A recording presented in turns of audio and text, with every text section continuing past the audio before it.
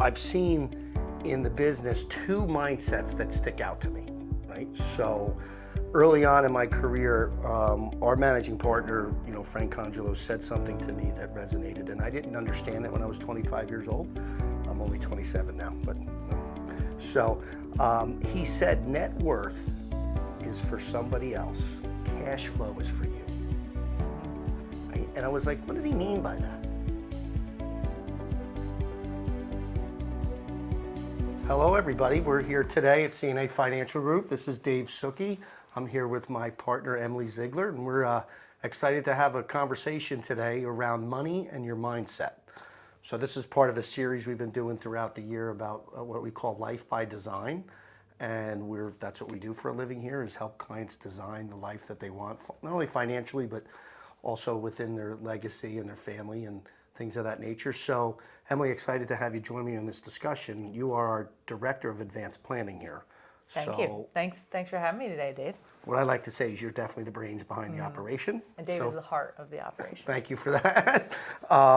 So I wanted to have this discussion around money and mindset, right? Because I think mindset in life filters into actions that we take and how we behave. And we've seen this in planning around the different things clients will do, driven a lot by their mindset. And sometimes they consciously know that, and sometimes they unconsciously don't know that, right? So in your time in the business and your extensive knowledge that you have, talk a little bit about what money mindset means to you. Yeah. Like you said, you have a mindset around everything, right? And so whether you're coming into a situation, from a positive mindset or negative, a lot of it has to do with how you grew up and your relationship with money as a whole. It's interesting when we meet clients where they are, to learn a little bit about where that money mindset came from and, who taught them that, what their relationships were in the past. And I think a lot of times that helps us because really at the end of the day, Dave and I are educators. And so, it helps us learn how we can, teach best and help our clients to understand, what philosophies have they heard of in the past and where are they coming from to really understand what their mindset is around money. Yeah, very good point.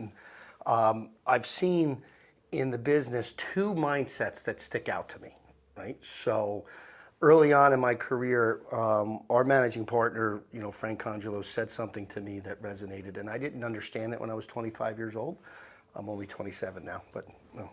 So he said, net worth is for somebody else, cash flow is for you. Right? And I was like, what does he mean by that? And then as I've got more experience in planning and understanding how clients build wealth, it really stuck out to me. Wow, I understand what he meant by that. So I feel like there's these two mindsets that we come across a lot of how people look at their money, which is, and if you don't have a mindset, ask yourself that question. I would suggest you is, what do I think about my money, right? Or our money, right? And, under the net worth mindset, we see a pattern of behavior, right? Certain strategies, things that are commonly done. Doesn't make them bad, by the way. I'm not here to say one is better than the other, but you need to recognize that you're likely in one mindset or the other. Hopefully we can teach you how to have both. Yeah. And I would say too, Dave, that most people come to us from a net worth mindset. Yes. It is not traditional planning to think of more, when you think creatively around how you're creating, money and income in your own life. Most people are coming, they see the commercials on TV that are like, I got to get to my number. Yeah. And how big is the bank account? And that makes me feel good, versus really setting things in place that are going to produce cash flow, like you said, because cash is what makes our worlds go around, right? That's what allows us to live our lives and provide for our families. And so ultimately, both are important, but it's interesting to look at both sides of that coin. You're making a great point. We stress test plans all the time.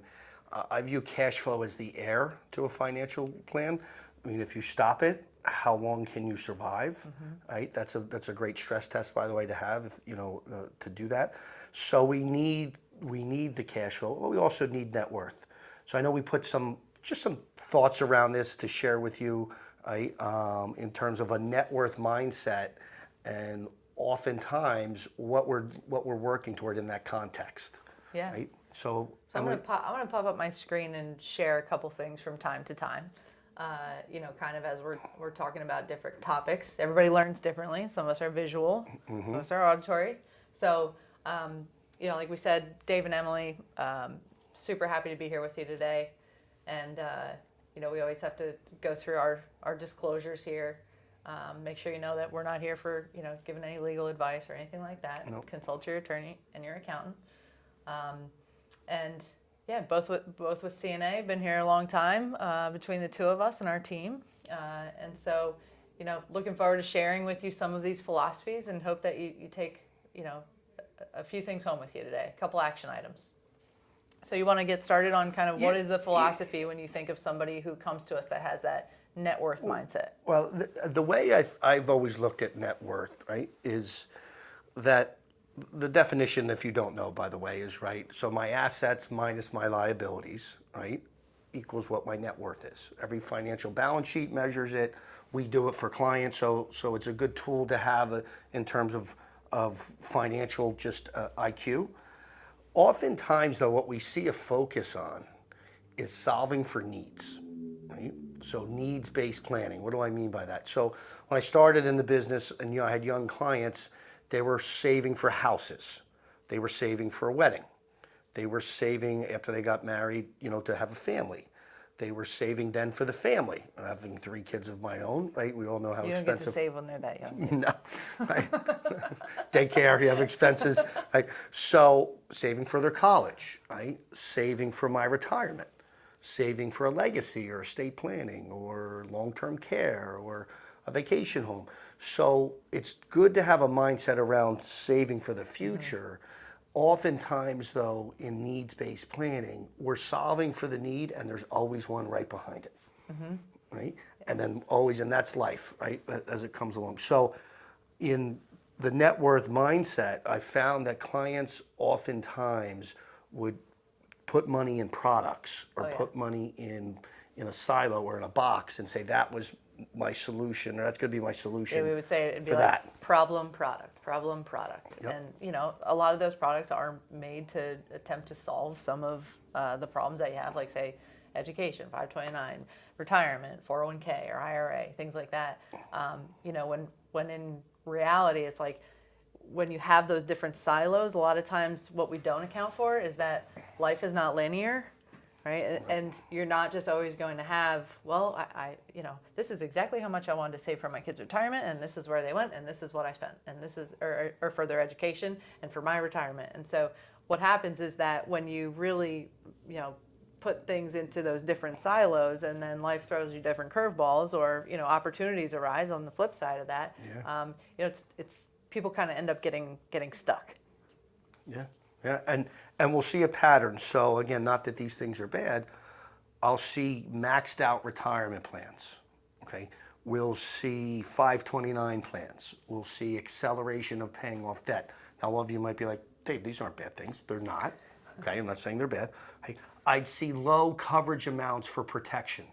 See, if I'm trying to build a bigger net worth, every dollar I take away from the accumulation of that net worth, right, I view it as a subtraction of it.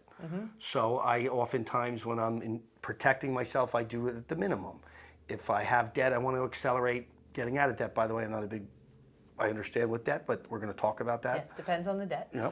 Okay. When it comes to retirement, I feel like I need to max out early on in terms of just maxing my retirement plans. Notice I didn't say maxing my savings plan, but maxing saving money in a retirement bucket. Same dollars, right? Yep. We're encouraging, creating a process around savings. We talk a ton here about creating a process around savings. Yep. It's just where those savings go, and are they focused on just building some number and max rate of return, or is it more so focused on getting creative around really like where each of those dollars go so that they can be most efficient? I think that's one of the greatest things that we do for our clients is we say we optimize their financial life, right? Yeah. And so we look at every single dollar that comes in, what's capable of being saved, and figuring out what is the balance for them that's going to work in their life going forward. And I oftentimes feel in this mindset, clients are always living in the future. When I get to here, when I get to there. The focus is on, and we do a lot of future value calculations for a path a client might be on, right? But it's interesting, they may never arrive there. Right. Life happens. We never, or we may, you made a great point, it's not linear. We may have an interruption of our job, of our family, of the market not cooperating, of, inflation being high, right? Or taxes being high, right? So all of that works against us. In the net worth mindset, I oftentimes find that clients will be reactive to what's going on more than proactive. Absolutely. That makes sense? Yeah. And so we can, kind of talk about like what are some of those actions then, Dave, that people end up taking when they have that net worth mindset? So solving for needs, right?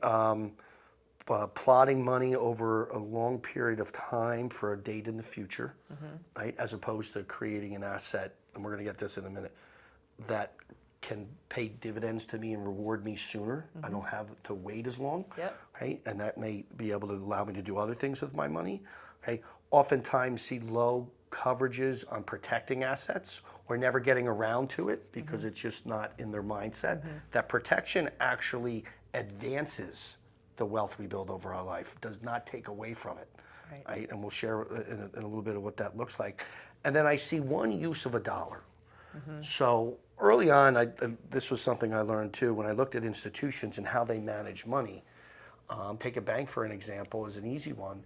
It's like they're using money over and over again.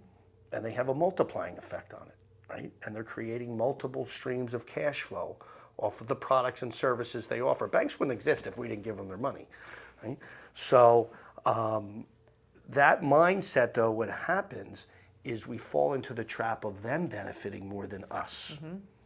And that's where I started to see the divide of how really successful financial people looked at their balance sheet versus people that maybe didn't see that because their mindset was more about accumulation, net worth, live off of the net worth, leave the net worth, and that's a successful plan. It doesn't mean that's not a successful plan.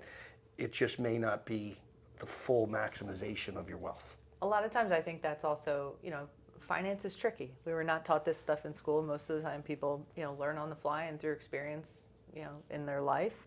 And the philosophy around just building net worth, holding on to dollars, anything that's not going to grow for me or have a high rate of return is more so just an expense. It's definitely an easier, a simpler way to look at somebody's financial life. The idea of using the same dollar multiple times is a bit savvier, higher level. That's like the Finance 301. And so I think that that's something that we really focus on teaching our clients a lot is, how do we, essentially take that total savings number and create efficiency with it. And so, as Dave mentioned, we listed out kind of a bunch of the actions that are typical for people to take. So just kind of throwing a visual up for you here. So it's summarized for you.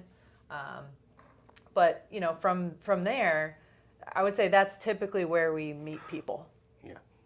And you would see this, there's something on there that says reduce burn rate. So what we identify as our monthly spend is a term we use, burn rate. I feel like we just burn through it.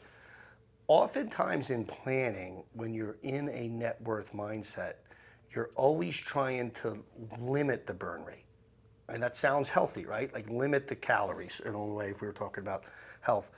And yet sometimes increasing assets and the ability to increase cash flow off of those assets provides me with the ability to have an improved lifestyle. So we'll get clients that say, I need, especially coming up in January, I need to budget, I need to get on a burn rate. And you should, by the way, you should have an idea of what you spend and what you make. Right? And oftentimes it's like, well, wait a minute. I've had clients who have wanted to, like, say, purchase a car. And a car, as we know, is a liability. Right? And I've had clients who go out and build assets and don't get the car until the asset is providing cash flow to pay for the car. And I've had clients who just add it to the balance sheet and they just take it out of earnings or their income, or they don't even maybe factor it in.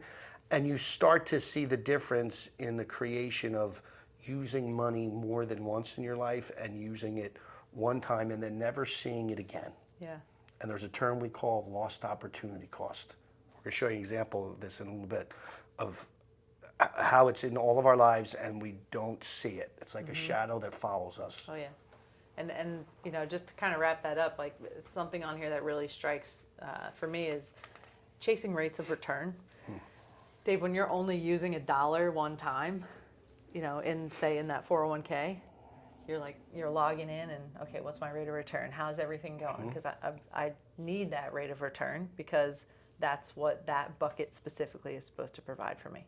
Versus if you're making investments in other areas that are producing a variety of rates of return, you don't necessarily need to have that single dollar used one time for one rate of return. That oftentimes actually even has people to their own detriment, maybe being riskier than they should be. Absolutely. Right? Absolutely. So then the other side of this is that, looking at when someone measures their success by way of their cash flow. So tell us a little bit about that philosophy, Dave. So, a mindset around cash flow, when I talk to entrepreneurs and business owners and even real estate investors, and the way they talk about their money, it's like they're always measuring what is the cash flow that I'm creating off of that asset. Right?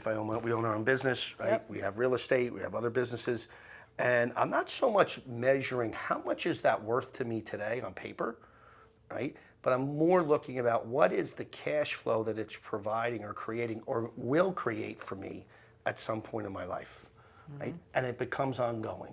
So I create what I call ongoing assets as opposed to stored up assets, right? So there's a difference. Clients will see accumulate savings, so they're savers, right? And they're going to solve for the future needs and wants that they have by building assets that will pay them during the course of their life, that will create cash flow for them. Right? And we've seen it time and time again. And they don't necessarily measure what the net worth may be on paper, right, all the time, but they more measure what's the cash flow that creates for me. Yeah, absolutely. And that's where you can get really creative around that, where that total savings is going, and build, like what Dave was talking about before, not a singular use of $1, but what we call the velocity of money. And the more that we can build and keep momentum around every single dollar that we have, that leads to one of our favorite topics, which is the time to money freedom in life. Yeah. Right? Like, we're not always going to be able to have the ability to work at the rate that we work today. And so building assets into someone's financial life that are going to create passive income, that don't require the time and energy, that's really important. God forbid that income stopped for some reason that was not your decision, like retirement. You have passive assets. You've been building that in along with some really good protections, because now you've seen that as, okay, this is going to help me complete, the goals I'm trying to get to. That really allows us a lot more different options in our financial life when we have different types of assets that are constantly in momentum for us. You'll see on the screen uninterrupted cash flow. So another thing that I learned early on is that we are our best asset. Yes. Until we build a balance sheet that creates a level of cash flow that can provide a higher amount of income to my family than what I do every day getting up, going to work, we are our best asset. Yeah. So in the cash flow mindset, I oftentimes see how important protection is for those clients and how they view it. It is the moat around their castle. They realize, I don't want my cash flow to be interrupted. If I get sick, if I get hurt, if I get sued, if I lose a job or I have a bad business cycle or my portfolio drops, do I have things in place that continue to maintain the ability to have that uninterrupted cash flow? The other thing with that we talk about is uninterrupted growth on assets. So we're going to show you an example here of solving for a need in life, and the difference of interrupting the asset as it's growing, and maybe at the peak of when the asset's growing to take the money from the asset, versus letting it sit and grow, right? The miracle of compound interest. Oh, yeah. Right? And how that works. If we have strong protection, those assets stay uninterrupted. Right? Yep. That's very important to success. Yeah. And I would say one other major point in the difference between these two philosophies is the conversation around taxes. Yeah. Coming up on the end of the year, thinking about a lot of times clients are coming to us at this time of year and saying, Dave, I made a bunch of money this year. I want to make sure I make my, contribution to my SEP or max out my 401k. And we look at a lot of times when, okay, you have the option of going pre-tax or post-tax, and tell me your philosophies around like how that works when you're looking at net worth versus a cash flow mindset. Yeah. So we tend to plan easy hard. That's a motto that you've probably heard here. I've said this before. What does easy hard look like? The beauty of a retirement plan is it's easy. Yep. Right from the employer. Right to your away account. into the account. I don't see it. It's not going to be in my consumption of my world every month. By the way, that is a good thing. Right? So the tendency is that I'm going to store that up, right? And most clients will store it up with pre-tax money. Right? Yet as they go through time, right? Uncle Sam is our partner on that. We have to be aware of it at all times. So we always have to think through, do we have a great exit strategy? Right? And how are taxes going to impact us? And what we've learned is that most clients do not retire to lower tax brackets. In fact, the successful ones are in equal or higher tax I always brackets. say that's a terrible goal to retire to a lower tax bracket. Yep. Why would I want to do that? It means that my cash flow is less. Right. Right? So having the understanding of the tax side, people in the cash flow mindset will often look for tax deductions. Real dollars that they don't pay taxes on, versus more on the net worth thinking is I might look for a deduction here or there, but I'm more focused on deferral. I don't want to pay today, I'll pay tomorrow, and that can get that's where that easy hard can show up. You're kicking that can down the road, and what happens is, you mentioned compound interest before. When I do something pre-tax today, that means that I'm going to pay tax, when I go to take it out in the future. And I often think of, okay, when I'm retired, that means that maybe I no longer have the ability to earn like I did during my working years, and I want to know that my money that I've saved my entire life is my money, not half for Uncle Sam. Correct. So we do something we like to call, it's called flattening the tax, right? So I want to take a lot of times more of a tax hit today when I'm capable of that and it's more feasible, and flatten that compounding, because if we do everything pre-tax right now, what's nice is to have a little diversity in there, right? So if I do everything pre-tax right now, I'm just compounding at a rate that's like, oh man, eventually one day this whole thing is I'm going to have to share that with the IRS. And so taking some of that and diversifying it, saying, all right, I'm going to take some tax hit now, let it grow on a tax-free basis, depending on what you're putting it into. That is generally, something that I see people who have more of a cash flow mindset, they're the ones doing that type of stuff. Yeah, you'd rather let me dance with the devil I know versus the one I don't know, in a way, that old adage. And it's okay to defer some taxes at times. However, one of the things that I would definitely suggest not doing is, in the net worth mindset, the retirement plan tends to be the biggest asset. Yes. Right? And yet I don't think most of us would ever want to be in partnership with Uncle Sam forever. When we put money in retirement plans and have large balances, we're in business with him forever. Right? And our kids are eventually in business with him. And you don't know what the tax rate is in the future. I think that's a very scary part for a lot of people, is just, hey, I know what it is today. As I save this dollar, I know what my tax rate is. I know I'm either going to pay it or I'm going to kick it down the road. And so if I pay it, okay, I got it there. But if I kick it down the road, I really have no idea what that's going to land like in the future. No, well said. So again, not saying they're bad plans. It's just a mindset around, how do I build a robust balance sheet and factor all these things in, right? So, so with that, Em, I know we were talking about opportunity cost a little earlier, and what's referred to as lost opportunity cost. So in economics in college, I actually paid attention.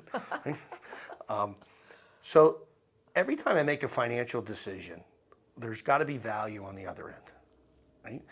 Every time I lose that value, it doesn't stop. So I'll give you an example. If I pay a tax today, right, call it $100, the government doesn't ever turn around and say, hey, 20 years from now, Dave, you know what? You gave us that $100. Here it is plus interest. Yeah. Nice try. Not happening. I lose that money forever. right? If I pay interest on credit cards, if I pay interest on car loans, if I lose money in a bet, right? There's a lot of examples. When I go out for a meal, right? I got enjoyed that meal, it was good today, but I don't get that money back to me in the future. So every decision we make has a ripple effect. The opportunity on that money, oftentimes we don't think about that and measure it, right? Yet it exists all over in our life. So the minute that we lose that money or we only got one use of it, we never get the future value of that. Yeah. We'll spend time teaching about how to identify those lost opportunity costs and then plug them back into your life so that you get those dollars back into your world. Yeah. So let's chat about some of the actions that we can take when we have more of a cash flow mindset. That like you just talked about owning multiple assets, different asset classes, so that you can generate that cash from it. You don't have to be an entrepreneur to do this, right? It's helpful if you are. There's great assets, but there's a lot of risk in being an entrepreneur. You don't have to be a real estate mogul to do this, although real estate's a great asset to own over a long period of time and has many benefits to it.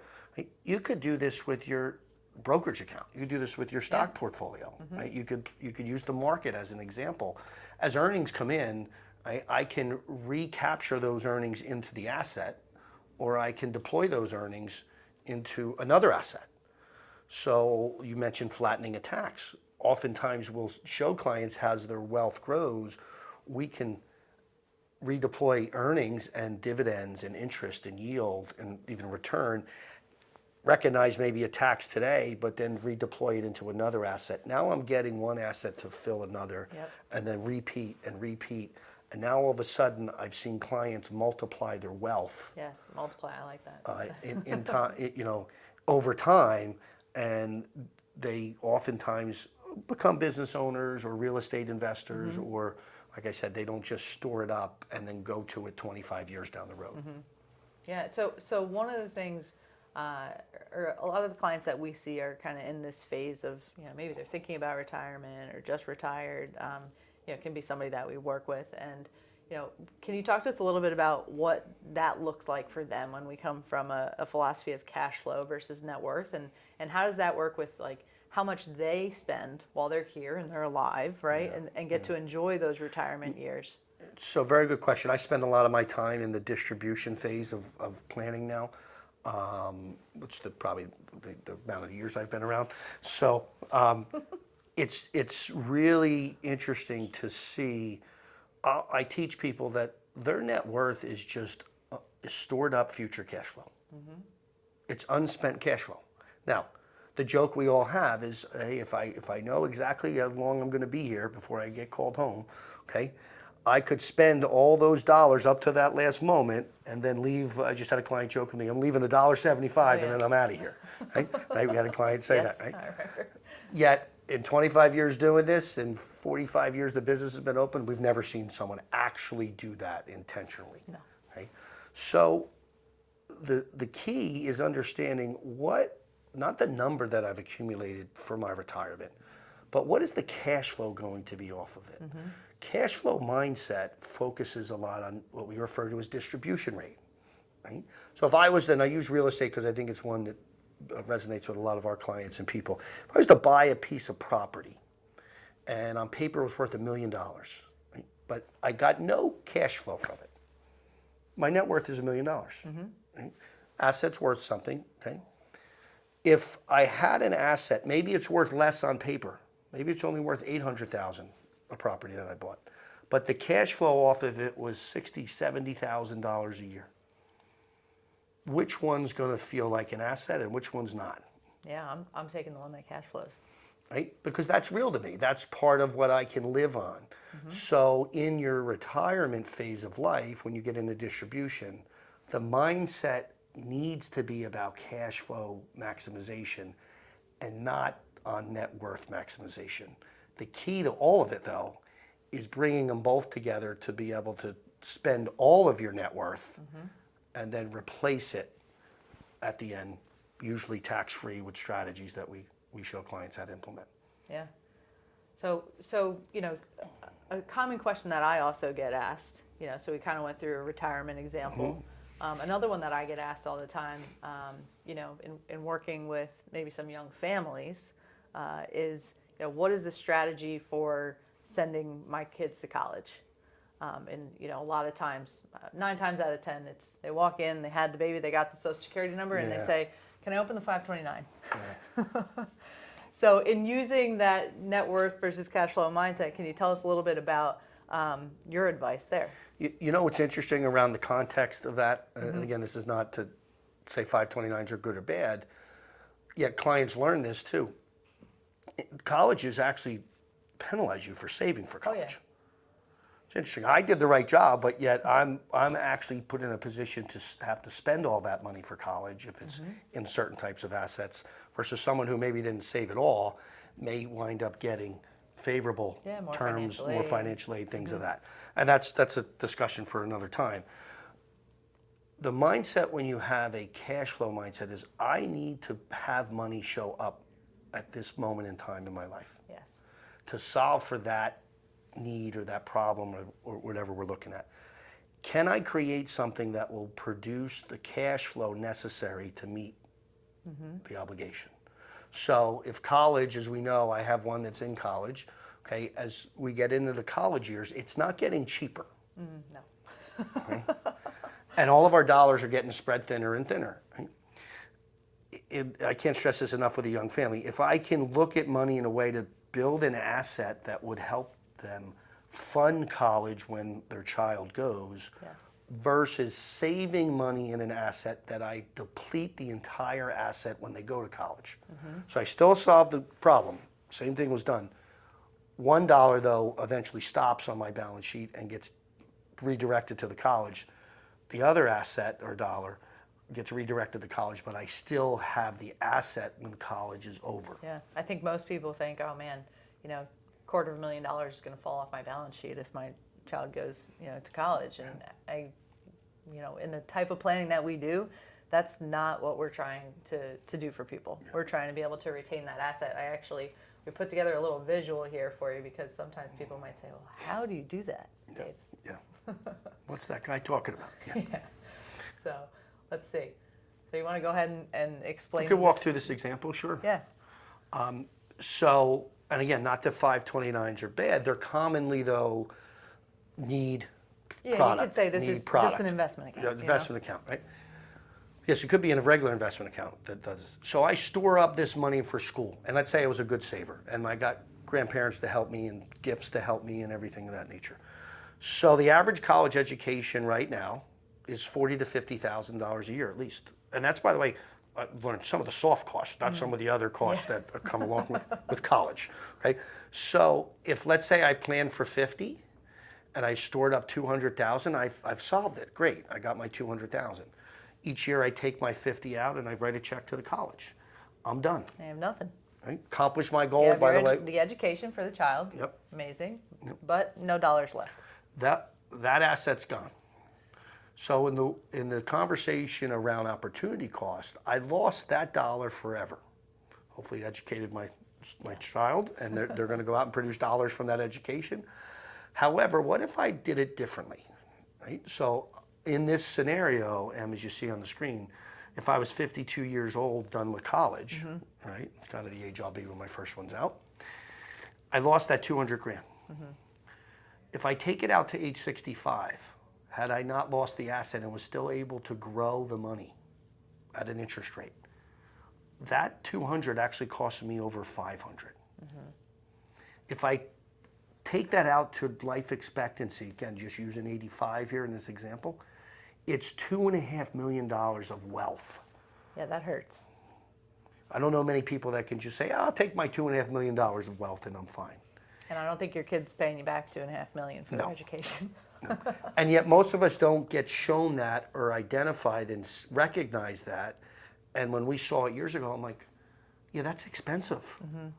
That's really expensive. Yeah. Right? So when we do this planning, it's like there has to be a better way, right? So, the flip side of that is that, what if you took that 200 that you're, saving up, you get 200, and you said, what if I put invested it in something that was going to produce me cash flow instead of just, dumping money into just an account that is specifically siloed there for education. What if I did something a bit more creative? I invested in a business. I, bought some real estate. Some other type of investment that Private equity. Yeah, private equity that could have some cash flow involved. And I, put 200 grand into it, and it essentially produced cash flow for me at the same rate, even if it wasn't the whole thing, even if it was half of it, right? In this example, and it gave me 25,000 a year instead of the full 50, right? And I was actually able to take that cash flow now and pay for college rather than spending down the entire account. So now what's happened is I've retained that $1 million asset. I've paid for college. So yes, I didn't keep and reinvest 200,000 of it over those 4 years, but now the child's graduated from school, payments are all done, I still have my $1 million asset. And that's not it. Now you're retaining that $50,000 a year. It's going to continue to produce, whether it's, paying for the next kid to go to college, or, ultimately funding your own retirement or next business venture, whatever it might be. And so, that asset remains on your balance sheet, which is huge. And eventually, that asset will continue to grow as well. It will continue to, probably appreciate and produce that cash flow. And so when we look at both examples, it's like, man, who do I want to be? On the left or the right side of the screen? Yeah, and it's such a distinction of wealth that got, utilized, but then I never see again, versus wealth that I maintained and then still accumulate uninterrupted, right? And you're right, whatever the asset is. These are, by the way, this is an example of clients we've had that have done this, that have used real estate or opened a side business or whatever, where they did this. They didn't do this, by the way, over 3 years. They did this over maybe 15, 16, 17 years till the child was going to get to that point, or they accelerated, as they got to that point. It's just a different way to solve for that equation, and you retain more wealth as a result. Yeah, absolutely. And when we look at how can we best educate our clients around their entire financial picture, and that's really what we do, is we look holistically at every single piece of it. So oftentimes when somebody comes to us and they say, hey, we need retirement planning, or we need college planning, or anything in between, a lot of times they do come with that single focus, and that is coming from that net worth mindset. And so when we can take everything and put the whole thing together and be like, look, two birds with one stone right here in this example of, we can not only fund college, we can fund retirement, and anything in between. I think that that's a huge win for clients. Yeah, well done, well done. So this was a conversation we hope you got some value out of. Just summarizing the difference of mindset and your money. So if you look at that and look at what you've done in your life, just take a look. Where do you find yourself, right? Are you in a cash flow mindset around money, or are you in a net worth mindset?